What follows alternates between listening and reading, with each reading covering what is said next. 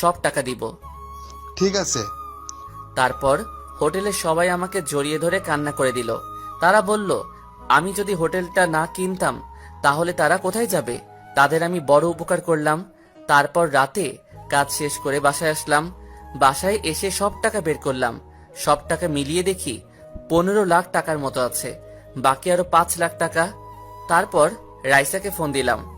ভাইয়া কেমন আছিস? আমি ভালো আছি, তুই কেমন আছিস? আমি ভালো আছি।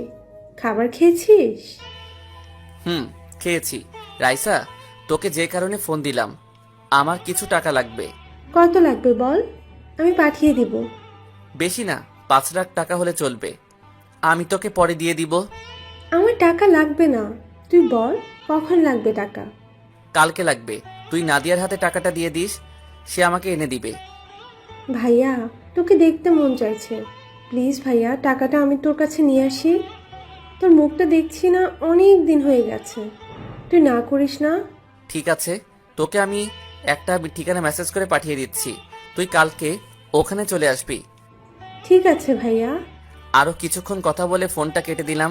আমি তোকে প্রতিদিন দেখি বোন, আমি একমাত্র তোর জন্য এখানে পড়ে আছি।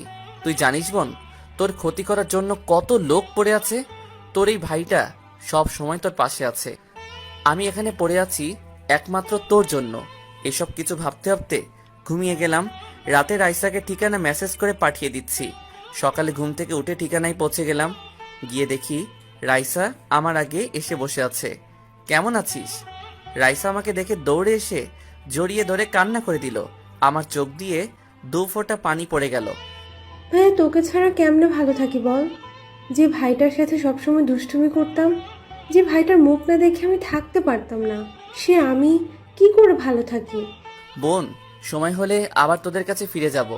আগে আমি নিজের পায়ে দাঁড়িয়ে নেই, আব্বুকে দেখিয়ে দিব আমিও পারি। আমি প্রতিদিন নামাজ পড়ে আল্লাহর কাছে দোয়া করি তুই যেন নিজের পায়ে দাঁড়িয়ে সবার সামনে আসতে পারিস। এখানে 10 লাখ আছে, প্লিজ ভাইয়া বেশি টাকাগুলো ফিরিয়ে দিস না।